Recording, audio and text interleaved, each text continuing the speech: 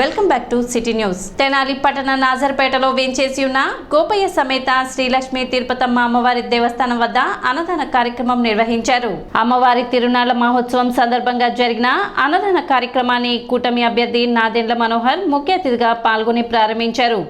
తొలుత స్వామి అమ్మవార్లకు పూజలు నిర్వహించారు. అనంతరం భక్తులకు ఏర్పాటు చేసిన అన్నదాన కార్యక్రమం ప్రారంభించారు. కార్యక్రమంలో ప్రముఖ న్యాయవాదులు తాడిబోయిన శ్రీనివాసరావు, ఎంపీ భీమ్దేవ్, కన్నగంటి మురళి, గిరి గణేష్, నన్నపనేని రాంబాబు, కార్యక్రమం నిర్వాహకులు మునగ మహేష్, వెంకటేశ్వరమ్మ దంపతులతో పాటుగా మునగ నరసింహ, మునగ సాంబులు, మునగ శివ, కామినేని గోపి, తోట వెంకటేశ్వరరావు, శ్రీరామ్, సుభాష్ బాబు, షేక్ అఫ్రోజ్, అనంత్ మోహన్ తదితరులు పాల్గొన్నారు.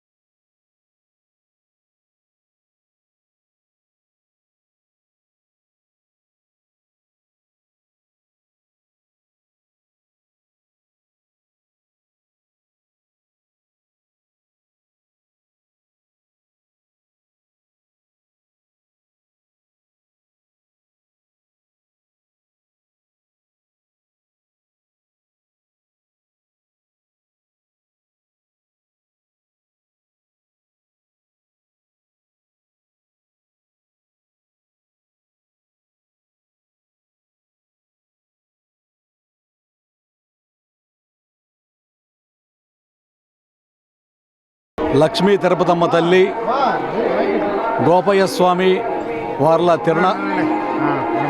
తిరునాళ్ల మహోత్సవం గత 10 రోజుల నుంచి అంగరంగ వైభవంగా జరుగుతూ ఉంది. మరి తిరుపతమ్మ తల్లికి, గోపయ్య స్వామి వార్లకి పెద్ద ఎత్తున ఇక్కడ కార్యక్రమాన్ని నిర్వహించి ఈ రోజున భారీ ఎత్తున అందరికీ అన్నదాన కార్యక్రమాన్ని ఏర్పాటు చేయడం జరిగింది. ఈ యొక్క కార్యక్రమాలని మునగ మహేష్ దంపతులు, వారి యొక్క కుమారులైనటువంటి మునగ నరసింహ, మునగ సాంబశివరావు, ఇంకా వారి బంధుమిత్రులు, వారి కుటుంబ సభ్యులందరూ కూడా గత 37 సంవత్సరాల నుంచి తిరుపతమ్మ తల్లి, గోపయ్య స్వామి వార్ల మహోత్సవ కార్యక్రమాలని చాలా వైభవపేతంగా జరుపుతూ ఉన్నారు. మరి ఆ యొక్క అమ్మవారి దయాదాక్షిణ్యాలు మరి అందరి మీద ప్రసరింపజేయాలని. ఇసుక అక్రమ తవ్వకాలతో సహజ వనరులు దెబ్బతినడమే కాక పంట భూములు కూడా నాశనం అవుతున్నాయి. ఇసుక తవ్వకాల్లో వచ్చిన అవినీతి సొమ్మంతా తాడేపల్లి ప్యాలెస్ కు చేరుతున్నాయి. ప్రజలకు మొహం చూపించుకోలేని సీఎం 5 ఏళ్లుగా బయటకు రాకుండా పాలన చేస్తున్నారు అని గుంటూరు పార్లమెంట్ టీడీపీ అభ్యర్థి డాక్టర్ పెమ్మసాని చంద్రశేఖర్ మాట్లాడారు. తెనాలి నియోజకవర్గంలోని నంది వెలుగు, అత్తోట గ్రామాల్లో ఎన్నికల ప్రచారాన్ని నాదెండ్ల మనోహర్తో కలిసి పెమ్మసాని నిర్వహించారు. దారి పొడవునా ప్రజలంతా పూల వర్షంతో ఇరువురు నాయకులకు స్వాగతం పలుకగా పలు చోట్ల భారీ గజమాలతో హారతులు పడుతూ నాయకులను, కార్యకర్తలు గౌరవించారు. ప్రజలను కలుస్తూ స్థానిక సమస్యలను తెలుసుకుంటూనే నాయకులు ఇద్దరు ప్రభుత్వ వైఫల్యాలపై ప్రజలకు అవగాహన కల్పించారు. కాగా ప్రచారం ముగింపు సభలో భాగంగా అత్తటలో పెమ్మసాని మాట్లాడుతూ ప్రస్తుత ప్రభుత్వ హయాంలో 500 రీచ్లను అక్రమంగా తవ్వినట్లు నేషనల్ గ్రీన్ ట్రిబ్యునల్ తెలియజేసిందని చెప్పారు. ఇసుక తవ్వితే సహజ వనరులు అక్రమ రవాణా మాత్రమే కాక భూమిలోకి ఉప్పు నీరు పూర్తిగా ఇంకిపోయి పంట భూములను నిర్వీర్యం చేసే ప్రమాదం ఉందని తెలిపారు. అలాగే పవన్ అంటే ఆయనకు వ్యక్తిగత అభిమానం ఉందని, బీజేపీతో పొత్తు పవన్ చొరవేనని ఆయన ఈ సందర్భంగా తెలిపారు. పవన్ లాంటి నీతి నిజాయితీ గల వ్యక్తికి ఆవేశం కాకుండా వైసీపీ నాయకుల నక్కజిత్తులు ఉండాలా అని ఓ ప్రశ్నకు సమాధానంగా పెమ్మసాని సమాధానం ఇచ్చారు. విమర్శించారు. వేసవిలో కరెంటు కోతలు, నీటి ఎద్దడి వంటి సమస్యలను పరిష్కరించాల్సిన ఒక సీఎం దగ్గరుండి అవినీతిని ప్రోత్సహిస్తుంటే ప్రజాభివృద్ధి ఎలా జరుగుతుందని ప్రశ్నించారు. ఈ ప్రభుత్వాన్ని ప్రశ్నించడానికి ఒక పెమ్మసాని, పవన్ కళ్యాణ్ వంటి వ్యక్తులు ఎప్పుడు ముందుంటారని ఆయన తెలిపారు.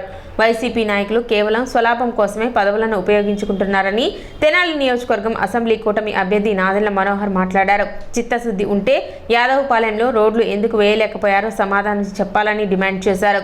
రాజశేఖర్ రెడ్డి బిడ్డను అని చెప్పుకొని గెలిచిన జగన్ ఇప్పుడు మాట ఎందుకు తప్పారో ప్రజలకు సమాధానం చెప్పాలన్నారు. ఈ కార్యక్రమంలో తెలుగు మహిళా జిల్లా అధ్యక్షురాలు అన్నాబత్తుం జయలక్ష్మి, జిల్లా జనసేన అధ్యక్షుడు గాదె వెంకటేశ్వరరావు, టీడీపీ, జనసేన, బీజేపీ నాయకులు పాల్గొన్నారు. మరి నీతి నిజాయితీతో గర్జించే గబ్బర్ సింగ్ కి ఆవేశం కాక ఏముంటుంది? మీ నాయకుడిలాగా నెట్ట వినయం ఉంటుందా అని అడుగుతా ఉన్నా. ఉండదు కదా. కాబట్టి పవన్ కళ్యాణ్ గారు ఈ రాష్ట్రం గురించి ఆయన తగ్గి మనందరినీ, మీ అందరినీ ముందుకు తీసుకువెళ్తా ఉన్నారు. ఈ రోజు బీజేపీ పొత్తు సాధ్యమైందంటే అది పవన్ కళ్యాణ్ గారి చొరవ. కాబట్టి ఈ గ్రామంలో ఎంతమంది పవన్ కళ్యాణ్ గారి అభిమానులు ఉన్నారో నాకు తెలుసు. 90% వారు వన్ సైడ్ అని తెలుసు. ఇక్కడ ఒక 10% వైసీపీ అభిమానులు ఉన్నారు. అంటే ఒక్కడే గుర్తుపెట్టుకోండి, పవన్ కళ్యాణ్ గారి అభిమానులంటే మా అభిమానులే అని చెప్తా ఉన్నాం. తెలుగుదేశం పార్టీ అభిమానులే. మీకు ఎప్పుడు రేపు ఏది అవసరమైనా కూడా ఇది మా అత్తారిల్లు లాగా చూసుకుంటామని మీకు తెలియజేసుకుంటా ఉన్నాం. కాలేజీల నుంచి చదువుకొని బయటకు వచ్చే వాళ్ళకి ఉద్యోగాలు ఎలా కల్పించాలో ఆలోచించాలి. సమ్మర్ లో కరెంటు కోత ఉంటుంది, నీళ్ల కోత ఉంటుంది అని ఆలోచించి ముందుగా పక్కా ప్రణాళికతో నీళ్లను నిల్వ చేసి అవసరమైనప్పుడు వదలడం తెలుసుకోవాలి.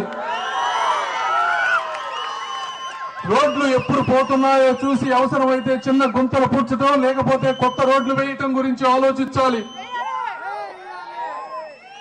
ఇవన్నీ ఆలోచించకుండా 4.5 సంవత్సరాలు బయటకు రాకుండా, ఒకవేళ పొరపాటున బయటకు వస్తే చెట్టు నరికించుకుంటా పోతూ, ఎక్కడైనా ప్రపంచంలో అశోకుడి దగ్గర నుంచి మొదలుపెట్టి చెట్లు నాటించిన వ్యక్తులని గూగుల్లో కొడితే 100 మంది పేర్లు వస్తాయి. కానీ చెట్లు నరికించిన వ్యక్తి అని గూగుల్లో కొడితే వచ్చే ఏకైక పేరు ఈ జగన్మోహన్ రెడ్డి గారు. ఇది వాస్తవం కాదా? ఏ నాయకుడైనా చెట్లు నరికించారా ఎక్కడైనా? అంటే ఈ ప్రకృతి మీద ప్రేమ లేదు. ఒక చెట్టు మొలవాలన్నా పెరగాలన్నా దానికి ఎంత కృషి ఉంటుందో కూడా తెలియని ఒక అజ్ఞాని ఈ రోజు రాష్ట్ర ముఖ్యమంత్రిగా ఉన్నారు. 4.5 సంవత్సరాలుగా ఇక్కడికి వచ్చిన నాదుడు లేడు. మరి ఇసుక గురించి మనం మాట్లాడాలి. ఇసుక ఏమైంది అంటే చాలా మంది అనుకుంటారు ఇసుక పోతే నాకేమైనా ఎక్కడో దవ్వుకుంటున్నారు కదా అని. గుర్తు పెట్టుకోవాలి, ఇసుక అనేది ఒక ఫిల్టరేషన్ మెకానిజం. సాల్ట్ వాటర్ ని తాగగలిగే నీరుగా తయారు చేసేటువంటి ఒక ప్రకృతి ఇచ్చినటువంటి వరం.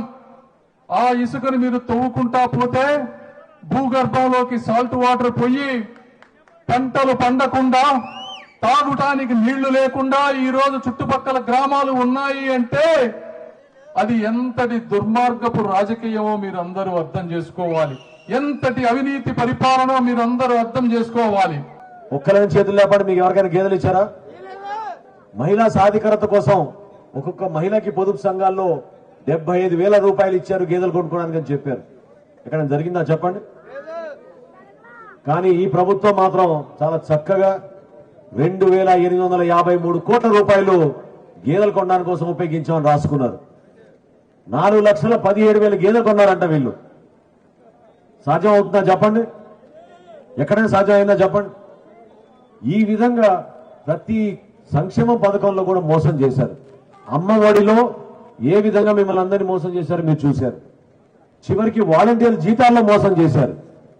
వాళ్ళు మాత్రం వాళ్ళ సలహాదారులకు మాత్రం 100 కోట్ల రూపాయలు ఖర్చు పెట్టారు. ఎక్కడ ఈ 5 సంవత్సరాల్లో రోడ్లు వేశారు మీరు చెప్పండి? ఎందుకు కనీసం గుంతలు వీళ్ళు పూడ్చుకోలేకపోయారు?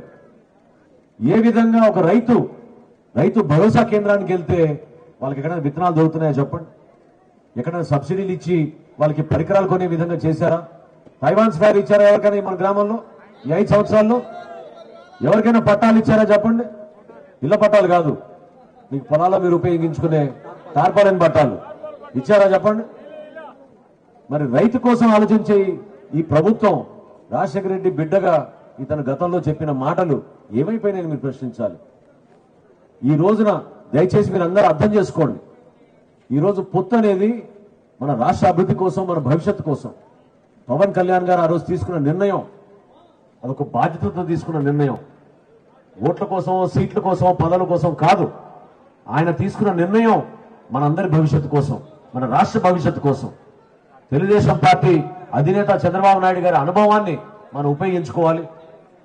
దేశ స్థాయిలో నరేంద్ర మోడీ గారు చేసిన అనేక కార్యక్రమాల్ని మన రాష్ట్రాన్ని తీసుకొచ్చి మనం పెట్టుబడులు పెట్టి ఉపాధి కల్పించే విధంగా, మన యువతకు ఒక మంచి భవిష్యత్తు ఇచ్చే విధంగా మనం నిలబడాలి. అత్తోట గ్రామంలో గతంలో మనం చేసిన అభివృద్ధి కార్యక్రమాలు ఒకసారి గుర్తు తెచ్చుకోండి. ఏ విధంగా మనం సిమెంట్ రోడ్లు వేశాం, ఏ విధంగా మనం ప్రధాన రహదారిలో మనం ఆ రోజున సైడ్ రైళ్లు నిర్మాణం చేశాం, ఏ విధంగా మీ అందరికీ రేషన్ కార్డులు కానివ్వండి, 35 కిలోల బియ్యం కానివ్వండి, సంక్షేమంలో మీకు ఇచ్చిన పెన్షన్లు కానివ్వండి, ఏ స్థాయిలో తీసుకెళ్లామో మీరు అందరు కూడా గుర్తు చేసుకోండి. ఇక్కడే మనం ఎంతో మంది రైతులకి ఆ రోజున తైవాన్ స్పేర్లు, ఆయిల్ ఇంజన్లు అవన్నీ ఆ రోజు ఇస్తే ఈ రోజు కనీసం కాలువలు మరమ్మతు చేయలేకపోయారు. మొన్న కూడా తుఫాను వచ్చినప్పుడు, అధిక వర్షాలు పడినప్పుడు రైతులు ఆ రోజు కోరింది ఏంటంటే కనీసం జాతీయ ఉపాధి హామీ పథకం కింద ఈ కాలువలు కూడా మరమ్మతు చేయలేదు, దానివల్ల మేము నష్టపోయామని. మొక్కజొన్న విషయంలో ఎంత ఇబ్బంది పడ్డారో మీరు. కనీసం ఆయిల్ ఇంజన్లు పెట్టుకుని ఎకరానికి 4,000, 5,000 రూపాయలు అదనంగా మీకు ఖర్చు అయితే ప్రభుత్వం నుంచి స్పందించి నాదుడు లేడు. అధికారంలోకి వచ్చిన తరువాత ఆంధ్రప్రదేశ్లో మద్యపాన నిషేధం చేస్తానని చెప్పిన జగన్ రాష్ట్రాన్ని మధ్య ఆంధ్రప్రదేశ్గా మార్చారని బీజేపీ రాష్ట్ర అధికార ప్రతినిధి భానుప్రకాష్ రెడ్డి తెలిపారు. ఆరండల్పేటలో భానుప్రకాష్ రెడ్డి మీడియాతో మాట్లాడుతూ శాంతి భద్రతలు సరిగ్గా లేని కారణంగా కమిషన్లకు భయపడి పారిశ్రామికవేత్తలు రాష్ట్రం నుండి పారిపోతున్నారన్నారు. నాణ్యత లేని మద్యం సేవించి ప్రజలు ఆసుపత్రులు పాలవుతున్నారని వ్యాఖ్యానించారు. సంక్షేమం పేరుతో రాష్ట్రాన్ని సంక్షోభంలో పడవేసి 70 నుంచి 80 వేల కోట్ల రూపాయలు వడ్డీ కడుతున్నారన్నారు. రానున్న ఎన్నికల్లో జగన్మోహన్ రెడ్డిని ప్రజలు ఇంటికి పంపేందుకు సిద్ధంగా ఉన్నారన్నారు. జగన్ లిక్కర్లో సంపాదించిన వేల కోట్ల రూపాయలను కక్కిస్తామని హెచ్చరించారు. భారతీయ జనతా పార్టీ ఎన్డీఏ కూటమితో కలిసి 400 సీట్లు గెలవబోతున్నామని ధీమా వ్యక్తం చేశారు. రానున్న రోజుల్లో వైసీపీ ప్రభుత్వ అవినీతి విధానాలపై విచారణ జరిపి జైలుకు పంపుతామన్నారు. కార్యక్రమంలో పాటిబండ్ల రామకృష్ణ, అన్నాబత్తిని విజయలక్ష్మి తదితరులు పాల్గొన్నారు. ఏ రాష్ట్రంలో అయినా సరే పెట్టుబడులు పెట్టాలంటే శాంతి భద్రతలు బాగుండాలి, లా అండ్ ఆర్డర్ బాగుండాలి. శాంతి భద్రతలు సరిగ్గా లేని కారణంగా కమిషన్లకు భయపడి, మీ అధికార పార్టీ నాయకులు కమిషన్లకు భయపడి పారిశ్రామికవేత్తలు ఆంధ్రప్రదేశ్లో పెట్టుబడులు పెట్టలేదు. నవ్విపోతారు. 1000 కోట్లతో ఒక పారిశ్రామికవేత్త వస్తే 10% అడిగారు. అంటే దాదాపు 100 కోట్ల రూపాయలు వాడి పెట్టి ఆ 100 కోట్లు సంపాదించాలంటే 10 ఏళ్ళు పడుతుంది. ఈ దెబ్బకి భయపడి పారిశ్రామికవేత్తలందరూ పారిపోయారు. జగన్ బ్రాండ్ తాగినందుకు లక్షలాది మంది తమ ఆరోగ్యాన్ని పోగొట్టుకున్నారు. అంటే మేమేమో మద్యాన్ని ప్రోత్సహించట్లే, మద్యం తాగండి అని చెప్పట్లే. మీరు ఇచ్చినటువంటి మద్యం తీసుకొని ఈరోజు ఆంధ్రప్రదేశ్ రాష్ట్రంలో చాలామంది చనిపోవడం జరిగింది, చాలామంది కిడ్నీస్, లివర్ పోగొట్టుకోవడం జరిగింది. ఏంది జగన్మోహన్ రెడ్డి గారు? మద్యంలో కల్తీ, అన్నింటిలో కల్తీ, దేంట్లో కల్తీ లేదు చెప్పండి. నేడు ఇంటర్మీడియట్ ఫలితాలు విడుదలయ్యాయి. మొదటి సంవత్సరం 67%, రెండవ సంవత్సరం 78% ఉత్తీర్ణత నమోదైంది. విజయవాడలో రిజల్ట్స్ ను higher education commissioner Sourav Gaur విడుదల చేశారు. ఫలితాల్లో బాలికలే పైచేయి సాధించారు. మే 24 నుంచి జూన్ 1 వరకు సప్లిమెంటరీ పరీక్షలు నిర్వహించనున్నారు. రీకౌంటింగ్, రీవాల్యుయేషన్ ఫీజు చెల్లింపుకు ఈ నెల 18 నుంచి 24 వరకు ఇంటర్మీడియట్ బోర్డు అవకాశం కల్పించింది. రాష్ట్రంలో ఈ సంవత్సరము ఫస్ట్ ఇయర్ పాస్ పర్సంటేజ్లో కృష్ణా ప్రథమ స్థానము 84%. ఆ తర్వాత స్థానం గుంటూరు 81, ఆ తర్వాత ఎన్టీఆర్ డిస్ట్రిక్ట్ 79. ఇది ఫస్ట్ ఇయర్ రిజల్ట్స్కి వచ్చేసరికి. అదేవిధంగా సెకండ్ ఇయర్ రిజల్ట్స్కి వచ్చేసరికి 90%తో కృష్ణా ఫస్ట్లో ఉంది, 90%. గుంటూరు 87, ఎన్టీఆర్ అది కూడా 87. నెక్స్ట్ స్థానము వైజాగ్ 84. ఏ కారణాల వలన అయినా సరే ఉత్తీర్ణం కాలేకపోయారో వాళ్ళు మరొకసారి ఎగ్జామ్లు రాసుకునే అవకాశం ఉంటుంది. ఎగ్జామ్లు చక్కగా రాయండి. సప్లిమెంటరీ మెయిన్స్ ఆ ఎగ్జామ్లో తేడా ఏం లేదండి. మీ ఏదైతే మార్క్షీట్ ఉంటుందో దాంట్లో కూడా ఇది సప్లిమెంటరీలో పాస్ అయ్యారో లేక మెయిన్ ఎగ్జామినేషన్లో పాస్ అయ్యారో అట్లాంటి ఎటువంటి విన్యాసాలు ఉండవు, ఎట్లాంటి తేడా లేదు.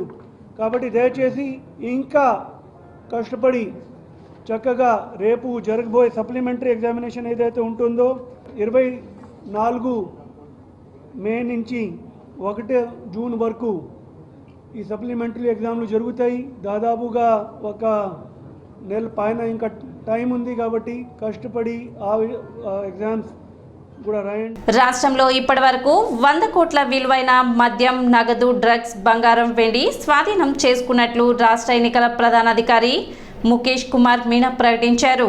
రాష్ట్ర వ్యాప్తంగా ఏర్పాటు చేసిన వివిధ చెక్పోస్టుల వద్ద ముమ్మరంగా తనిఖీలు చేపడుతున్నట్లు రాష్ట్ర ప్రధాన ఎన్నికల అధికారి ముఖేష్ కుమార్ మీనా తెలిపారు. సాధారణ పౌరులకు ఎలాంటి ఇబ్బంది లేకుండా వ్యవహరించాలని తనిఖీ బృందాలను ఆయన ఆదేశించారు. సిటీ న్యూస్ ముగించే ముందు ముఖ్యాంశాలు మరోసారి.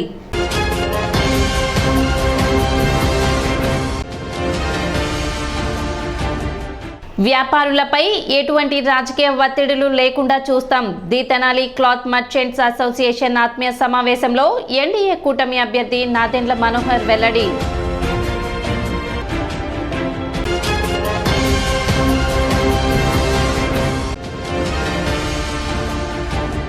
పట్టణ రైల్వే స్టేషన్లో పురపాలక సంఘ ఆధ్వర్యంలో ఓటు హక్కుపై అవగాహన కార్యక్రమం.